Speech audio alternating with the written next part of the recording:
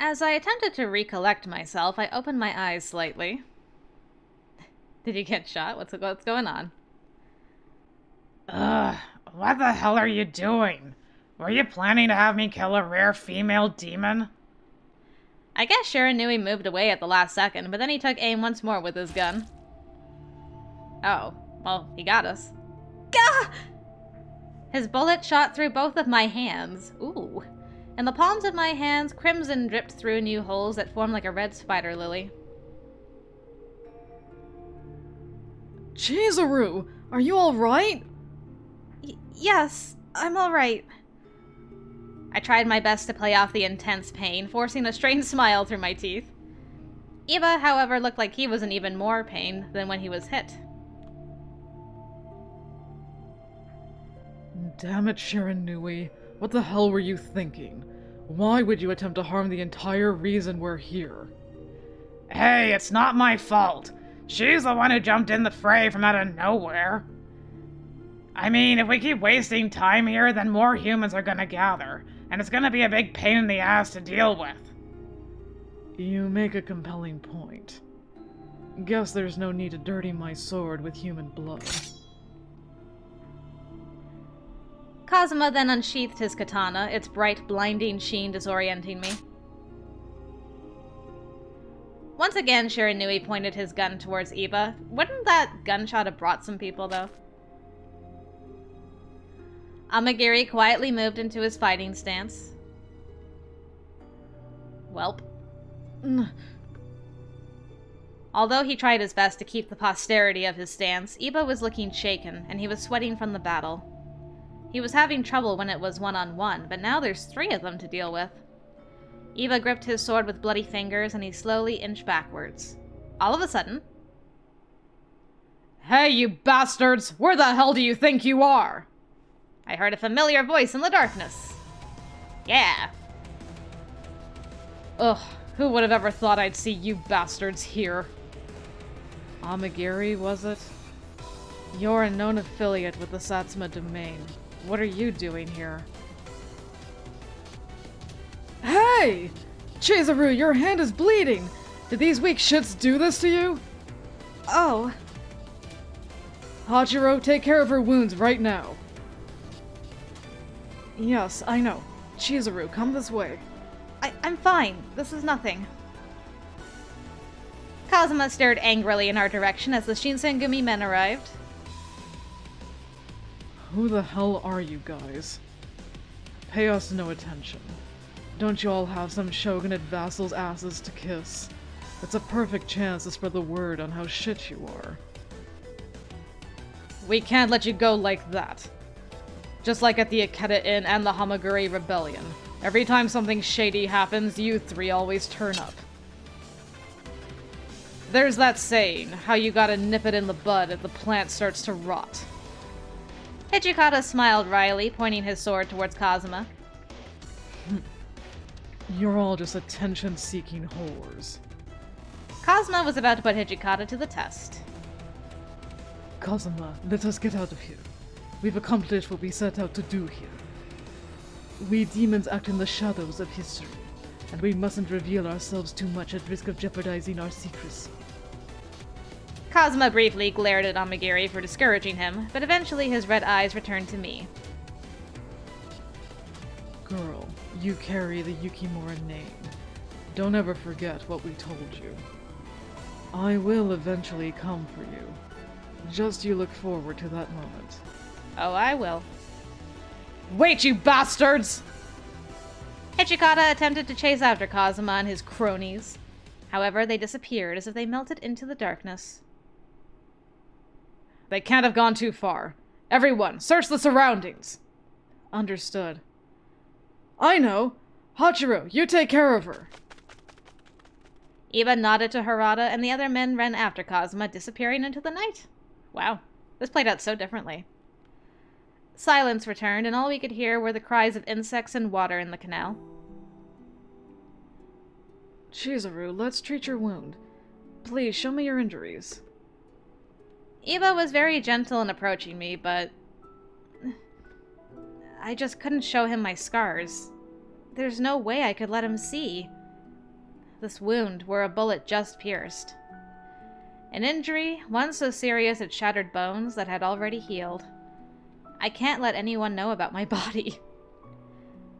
When I was a little girl, I remembered that I had made a vow with someone. However... Chizuru. Iba's tone grew increasingly concerned.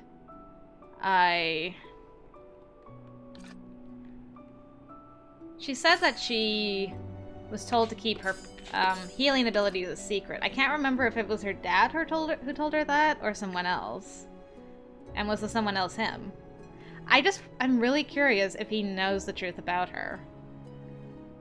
What should I do?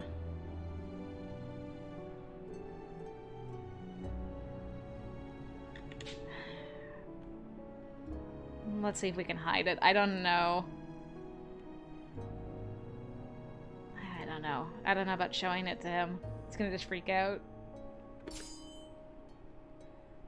No, I can't afford for Iba to find out about my body.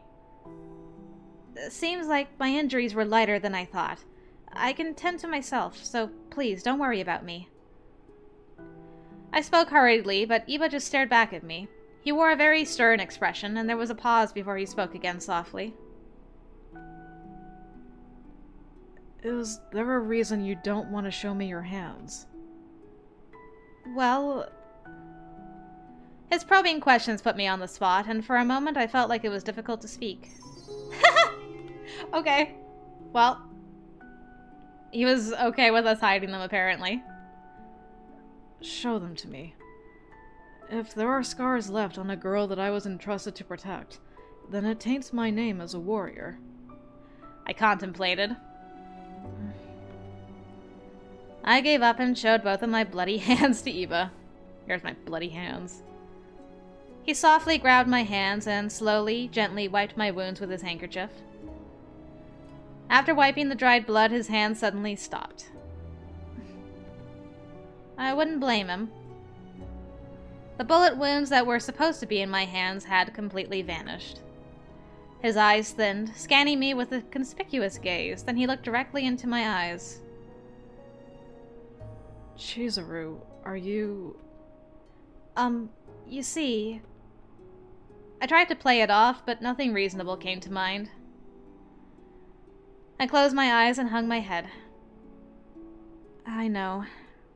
This isn't ordinary, huh? No matter how many times I got injured, my scars always healed immediately. I wonder when it was that I noticed that it wasn't normal. Do your injuries heal quickly? Too quickly, perhaps? Do you heal from injuries faster than any human could?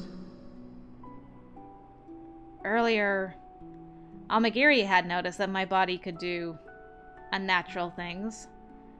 They all thought I was one of them, but who were they? If their words were true, then I must be... Suddenly, Iba put his hands on my shoulders.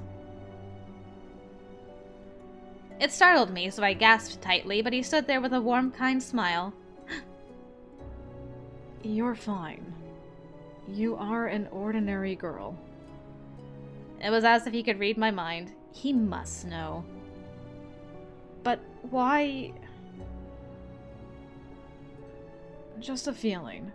You have always been quite honest, and there's nothing out of the ordinary with you. You have known. Okay, good. I've known for quite some time. He tightened the grip of his hands on my shoulders a little more. His soft voice tingled my ears. It felt nostalgic. The promise you made with me back then. You've been keeping it all this time. So were you the one who told me to keep it a secret? Huh? I responded a little surprised, but Iba quietly opened up before me. Alright, let's talk about our memories. Do you not remember? You and I would hold hands, walking together as we went to get snacks. We tried reading Koto's Western books, but we couldn't figure it out and we were stumped. Oh. The memories, ever so slowly fading through the years, started trickling in, gradually gaining color, as Eva began to describe them to me. Yes, that's right. When I was a child, there was an older boy that occasionally visited my father in order to read his books. He was a quiet fellow, always studiously reading. It was almost impossible to imagine that the boy would become a talented swordsman whose duty is to guard the shogunate. That was really you? I still couldn't believe it, and he smiled shyly to me. Yes. That is when you told me of your secret. Even now, I vividly remember the promise you made to me. His words made me gasp. You can't let anyone know that your injuries heal quickly. It wasn't my father who told me that. It was Iba. Oh, okay, so she thought it was her father all this time, but it was actually Iba. So her father didn't care if other people knew about her injuries. Interesting. And there was another thing I remembered. Do you remember the promise we made? It was the promise he mentioned. All of a sudden, I was thrown back into a fresh plume of reverie. His name, the name I used to call him, came back to me. Oh, please tell me what it is. Oh, okay, so she never got his first name, or... I thought it was gonna be like a cute childhood nickname. Chizuru, don't get me excited like that. Hachiro? He squinted as if the sun shined in his eyes. That's right. I didn't think you'd ever forget. I remembered all this time. I mean, you've gotten so tall, Hachiro. I don't remember you being this gallant. Gallant? Me? Oh, My cheeks felt hot. I could tell I was blushing beyond belief. I didn't mean anything by it. I was just speaking aloud. I only spoke what came to my head immediately, you know, like an ordinary girl. Iba's enthusiasm dropped a little, and he glanced to the side for a moment. Is that so? Well, that's no fun. I'd rather hear how you really feel about me. That would make me happy. Maybe I shouldn't have tried to correct my own words and just left it as it is. But it feels strange telling this to him in person. Iba sternly shifted the conversation, however. The three from earlier said you were one of them. Do you know what they're talking about? I silently shook my head. That's the thing. I have no idea. Very intriguing. They seem quite fixated on you. What could those men know about me? They seem to know the history of my sword and of my name. Suddenly... Hey, Hachiro! Yukimura! Where are you guys? That voice. Toshi and his men must have returned. Let us revisit this conversation later. When we met back with Hijikata, Iba recounted what just happened between us. But I guess, in the end, Kazuma and his men disappeared, leaving no trace behind, and the men were unable to hunt them down. Interesting. Well, at least she remembers him now. That's good. Since then, once the rest of the men returned, there was a meeting among the captains. The subject of that meeting was the three men at Nijo Castle, Chikage Kazuma, Kyuju Amagiri, and Kiyoshiro Nui. They called themselves demons, and their previous encounters with the Shinsengumi suggested they were somehow involved with the Satsuma and Choshu. The Satsuma were the most powerful domain in the opposition domain, and the Choshu are publicly expressive of their dissent towards the shogunate. The Choshu are essentially enemies of the court. I don't know how the three men are supposedly affiliated with the domains, but it was abundantly clear they are not to be dealt with carelessly. There was another problem, however. Why had they come for me? They said I was one of them and knew about my family name and my Kodachi. But how? My name is Chizuru Yukimura. I am the daughter of my father and my mother. I am a normal girl, nothing out of the ordinary. But who am I?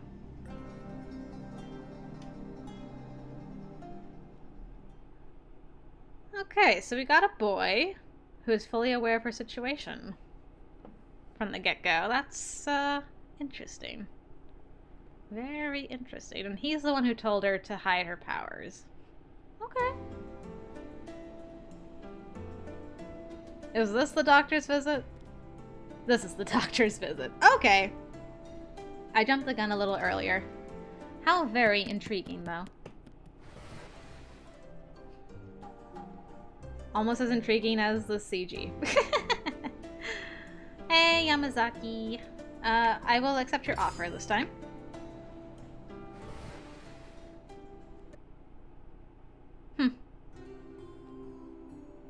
Well, that was an unexpectedly cute scene. Where are we? Okay. What's happening with this scene now? After a moment, Kondo turned around and faced me directly. Ah. This is why. You see, Eva coordinated everything to ensure this meeting took place. Oh, hi! Iba then appeared from behind the building, as if he was summoned. Hello, Chizuru.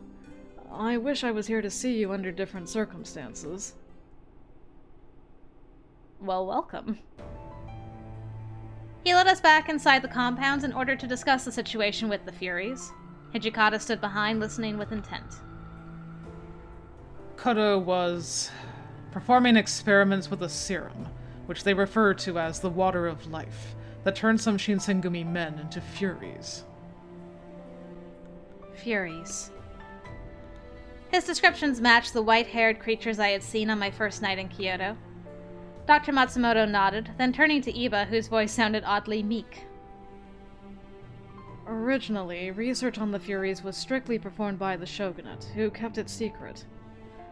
Only a select few with the Bakushin were aware of this, so I assumed this operation was one with top-class confidentiality, but... we, Okuzume, were also notified about the experiments, just in case something terrible were to happen that required our aid. Iba's expression turned sour as his sentence trailed off, as if he was reopening an old wound, and he turned his head to the side. The Furies from the initial batch of testees were horrible.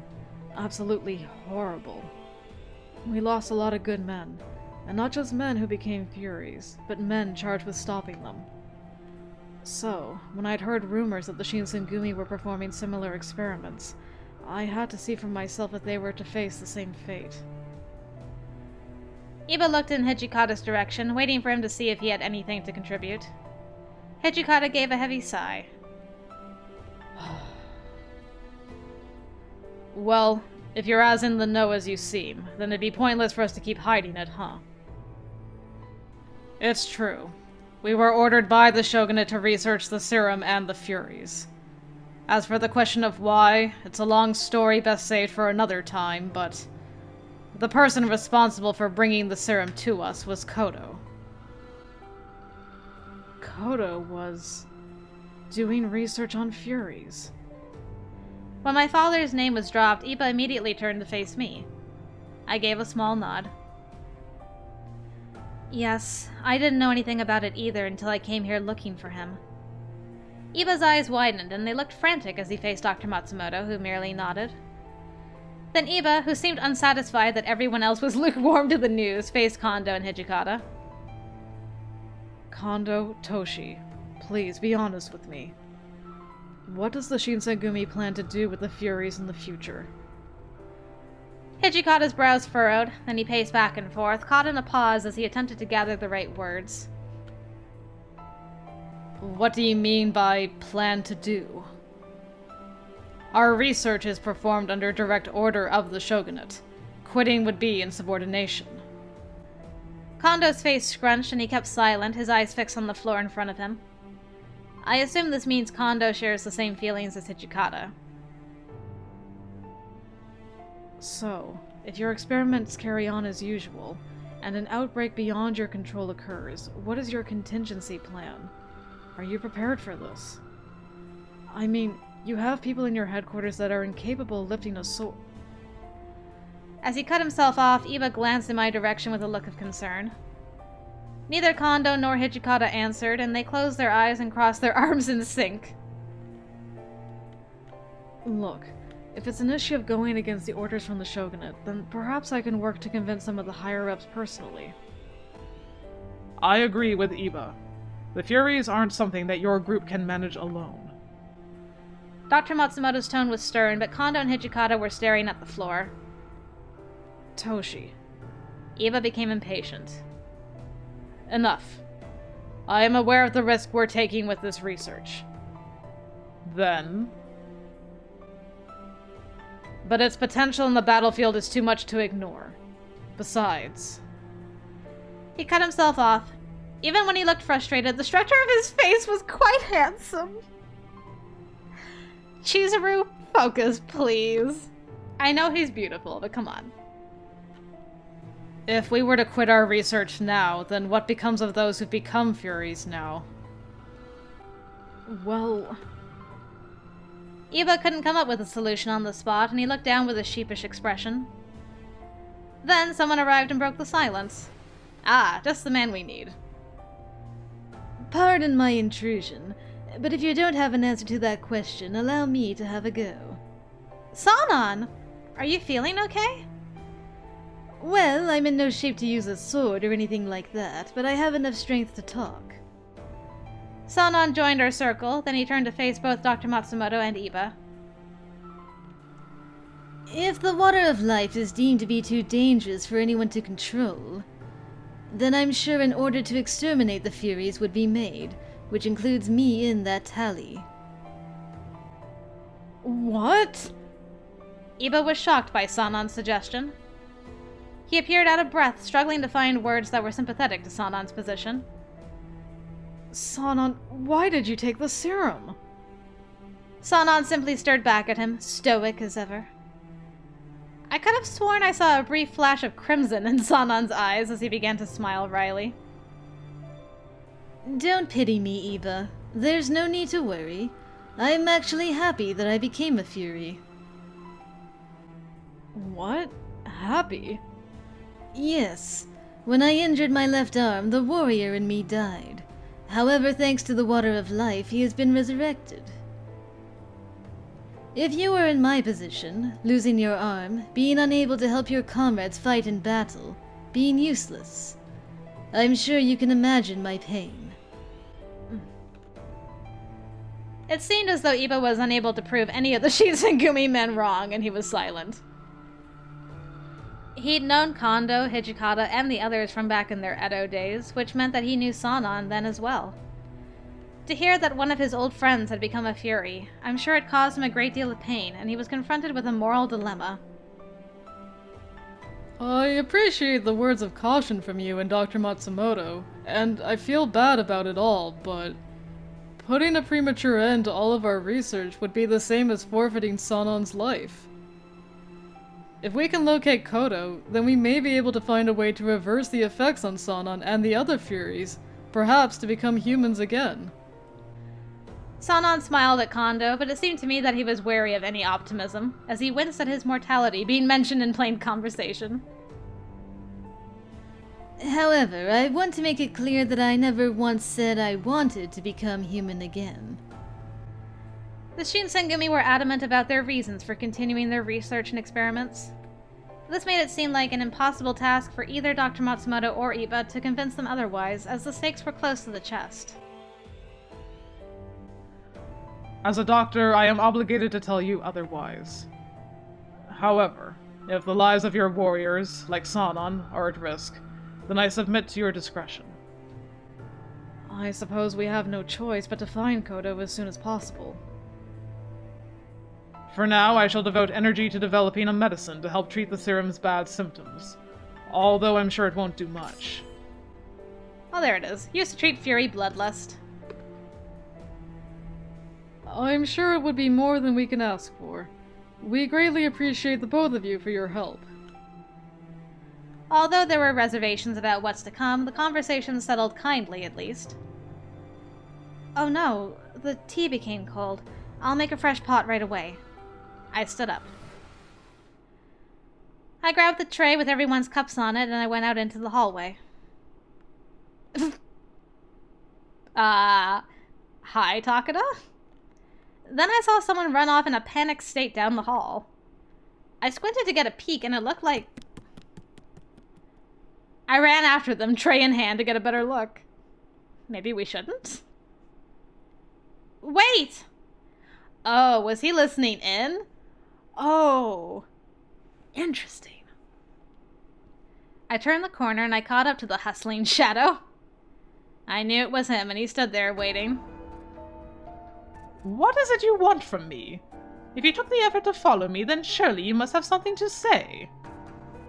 Well, I could almost feel the blood draining from my body as the pressure to answer overwhelmed me.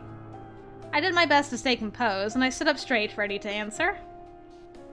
Oh, she's actually calling him out on it. Good job, girl. Were you listening in on the conversation in Kondo's room from the hallway just now? Huh. Takeda deflected the question, and he turned the question back on me. So, is it a crime now for a captain of the Shinsengumi to walk by the chief's room? Well, no, but... As I stumbled for words, Takeda seemed smug, as if he'd stomped me. I have nothing to hide, but perhaps you do, because your conversations were rather sensitive, What should I do? Why is this happening? This is why you need to have conversations outside. I'm gonna call you out on it. Takeda is technically a captain of the Shinsengumi. Bleh. I'm nervous, okay? And I had no way of knowing how much, if anything, he'd heard in that room. But you gotta be careful. If I answered his questions by giving out information that I wasn't entitled to give, then I would be in deep trouble. I have to brew some more tea. So if you'll please excuse me.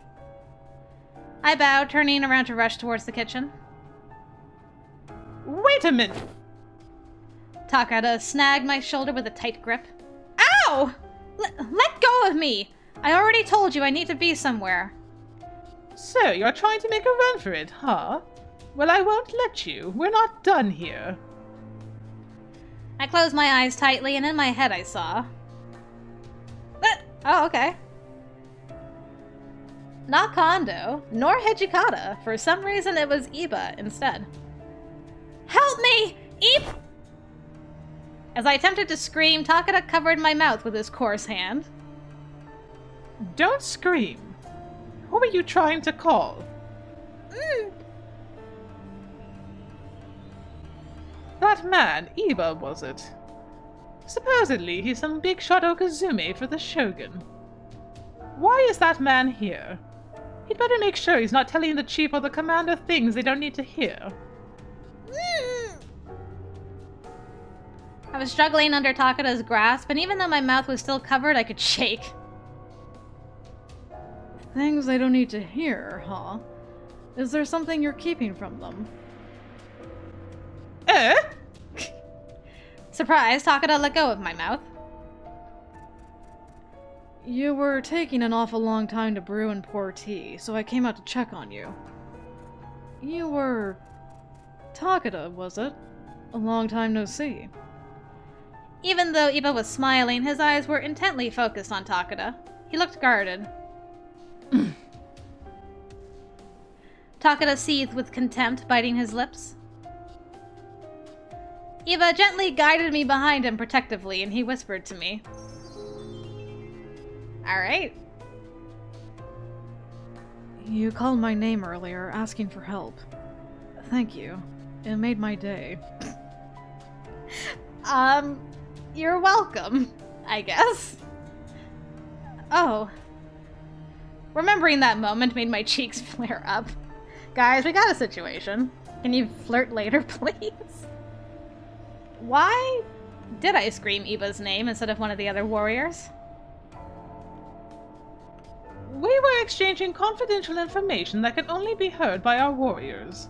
You're an outsider. Stay out of this! Besides, what the hell are you doing here in our compounds? I was accompanying Dr. Matsumoto, and it was imperative that we discuss the health and condition of your men. I don't know how much of that is true. Takeda didn't appear to believe Iba for a second, but... If there's something you'd like to say, you are more than welcome to ask me in front of Kondo. However, I too will have something to tell Kondo. Iba and Takeda exchanged heated glances for a few more moments. Then Takeda broke the stare, looking away in an irritable manner. There is nothing I want to say to you. I'll be on my way then. Takeda huffed and walked away. I love that Takeda's a villain in this route. This is great. Thank you so much for helping me, Iba. You're welcome. You know you can count on me whenever there's a sniff of danger. Remember what I told you all those years ago? That I'd protect you, no matter the circumstances. Yes. The memory of that time, now far removed, was hazy, but I remember Hachiro making this promise to me as his slender hands clasped mine together. Who would have thought that we'd find each other once again now that we've matured? After all this time, he kept his promise. Cute. Then I heard some footsteps creep behind us. I saw Takeda walking over here a second ago. Was he speaking with the two of you? Sanan. I wasn't sure how to describe the events that just transpired, but Sanan turned to look at Iba for an explanation anyway. Iba, it came to my attention that you and Takeda were involved in an altercation. It'd be wise to keep cooler heads in the future. Oh, no. The tea became cold. It wasn't Iba's fault. I tried explaining the situation, but Sanan cut me off. The reason for Takeda's foul mood may be related to something like the recent slump I was in. I suggest that you do not provoke him any further. During your slump? Iba looked puzzled, but Sanan nodded. As a master of the kosher military science, he had grown used to people depending on his expertise. That is, until Ito joined our ranks. Ah, I remembered the mood during the time of Ito's first arrival. That's right. It was Ito's presence that served as the straw that broke the camel's back for Sanan, which drove him to drink the water of life. Sanan smiled with clear self-derision. He is desperate to make his mark in the Shinsengumi, just as I am.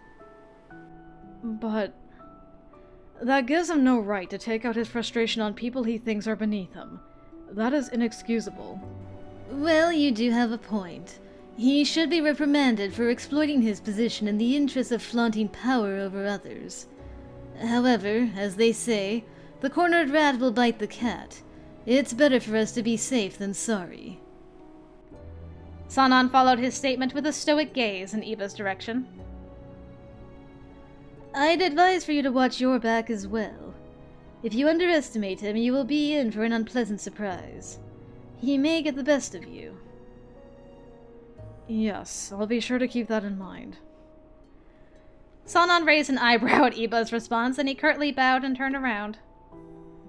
He made a swift return for his room, looking over his shoulder as if to avoid being seen by others.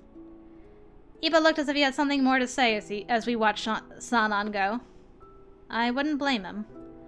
Sanan, whom he'd known since the Edo days, had become a fury. I'm sure he feels the pain of loss in his own way, a way different than Kondo's or Hijikata's. After a silent pause, Iba looked at me. The same goes for you as well. Watch out for Takeda. Don't let yourself be caught alone with him. Yes, I know. If something happens, no matter how big or small, send me a letter, and I will come for you. Thank you so much. I knew that I couldn't let my guard down, but in this moment I felt so safe and relieved with him.